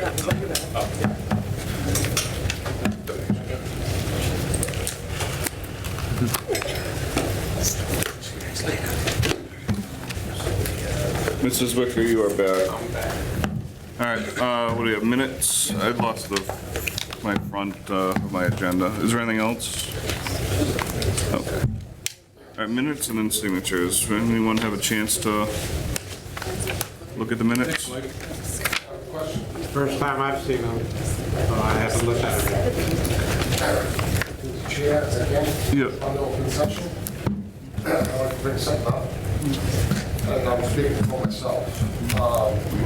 What date are you on? No, open session. Oh. Yes, sorry. After the fiasco, I think it was a fiasco, with the tree warden and others, I would seriously like to see this board make a recommendation to modify the bylaw on scenic roads when it comes to public safety. I think it's a atrocity that we need to wait 2 months plus when personnel of this town, the tree warden, designates the tree should come down for the safety of the public, then we have to wait. So in other words, our bylaw is stating human life means absolutely nothing over that tree. He should have the right to take that tree down. Then afterwards or whatever, come say, hey, I cut down a tree or two, whatever, in the means of public safety on a scenic road. I know I had talked to Mr. Benoit after the issue with Orange Street too. I think we just need to update a lot of language with the scenic road, so I think we should start working on that. I really think we should, and if you don't mind, my understanding of the law is he already has the right to take the tree down, period. I mean, if it's deemed public safety, he can just cut the tree. So why are we paying for permits and having to have people make up letters and things stating that this tree needs this and this tree needs that? We reside in this town and it's our dollars being spent, just so you don't know. It's not free, what's going on. Yeah. So I really think it needs to be looked at and amended and changed. Or not changed, but an amendment added to it for the purposes of the tree warden. So I don't want to get too much in. I'd like to throw it on the agenda. Yeah, well, I just want to see if there's a Yeah. consensus that should be looked at. Yeah. I mean, I'm one granted, I live on the same road, so. Let's get back to Orange Street. I'd like to add on to this is a little piece.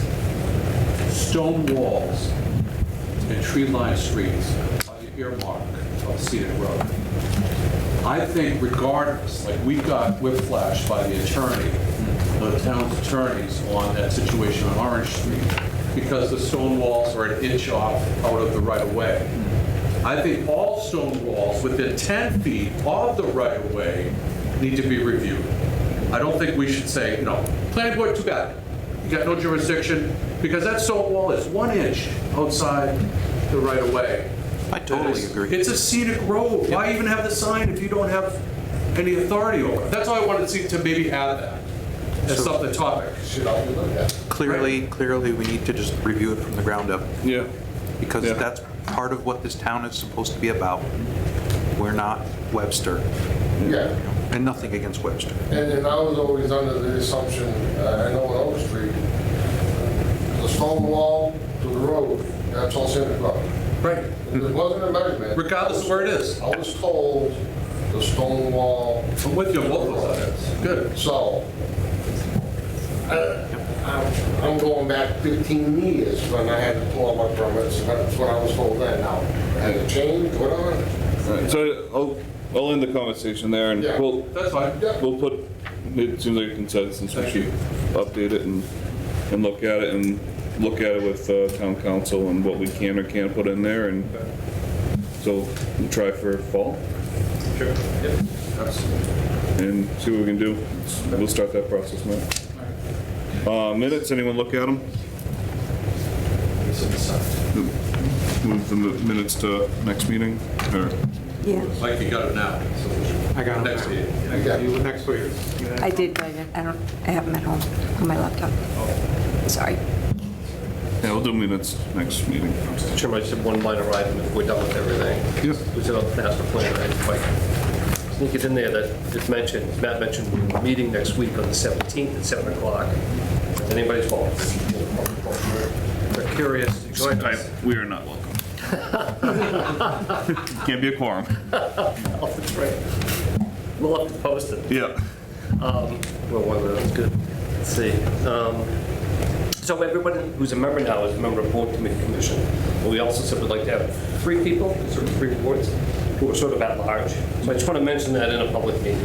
If anyone's interested, they can contact the community development department and or, join us at one of our meetings if they have any interest at all in being part of the master plan committee. Can we fill it online? We did get one call. Okay. We got a gentleman named Brandon Moore from Joseph Road, just in the town is interested. Awesome. So we added it to the master plan group chat, but More respect. Yeah, I'm just trying to think, should we make a posting online just to see if anyone's interested? If I may ask, any word back to the school? I haven't talked to this. As far as, it's not. Sounds like they're up. Yes. That's we all I do. had, Mr. Chairman. Thank you. We do. So, all we have left is some signatures, and I'll entertain a motion to adjourn. Second. Gotta make the motion. Make the motion to adjourn. Second. Made by Mr. Sokrat, second by Ms. Schushman. Any further discussion? All those in favor? Aye. Aye. We are adjourned. Just